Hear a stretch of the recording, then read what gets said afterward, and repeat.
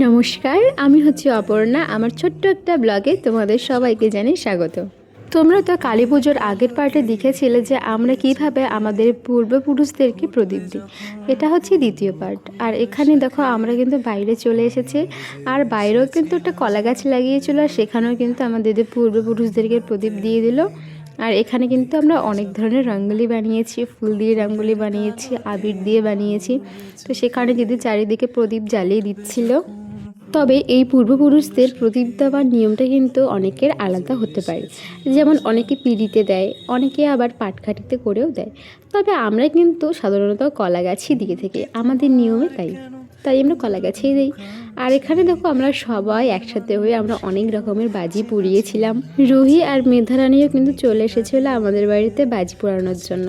আর এদিকে দেখো দুই বিচ্ছুর কাণ্ড কি, হেডবোমের সাথে একটা লঙ্কা বোম গুজে দিয়েছে আর বলছে এটা না আকাশে গিয়ে লঙ্কা বোমটা ফাটবে। ঠিক ওদের কথা মতন তাই হলো, আকাশে গিয়ে কিন্তু লঙ্কা বোমটা ফাটিয়েছিল। আর দেখো এইসব বুদ্ধি কিন্তু এই বিচ্ছুদের মাথায় কিন্তু ভরপুর থাকে। আর দিকে দেখো আমাদের রুহি সোনা কি সুন্দর কুচকুচ করে আখের রস চিবিয়ে চিবিয়ে খাচ্ছিল, যদিও বা তো দাঁত নেই। আর এদিকে দেখেছো লঙ্কা বোমটা কিন্তু অনেক জোরে ফেটেছিল। আর সুস কিন্তু এনেছিল একটা ফানুস, আর এই ফানুস দেখে কিন্তু মেধারানীও জেদ শুরু করেছে যে মা আমার ফানুসটাও বার করে দাও, আমি এবার ফানুস ওড়াবো। চলো এখন ফাঁকা জায়গা খুঁজতে বেরিয়ে পড়ি। এখন ফাঁকা জায়গায় গিয়েছিলাম আমরা, আর ফাঁকা জায়গায় গিয়ে কিন্তু ফানুস ওড়াতে হয়, যেহেতু খুবই একটা রিস্কের ব্যাপার। তো আর দেখো আমি কিন্তু মেধারানীর কাছ থেকে একটু ফানুস নিয়ে ফটোশ্যুট করেছি, আর দিদিভাইও তাই। তারপর মেধা ফটোশ্যুট করার পর আমার দাদা সেটাকে ছেড়ে দিয়েছিল।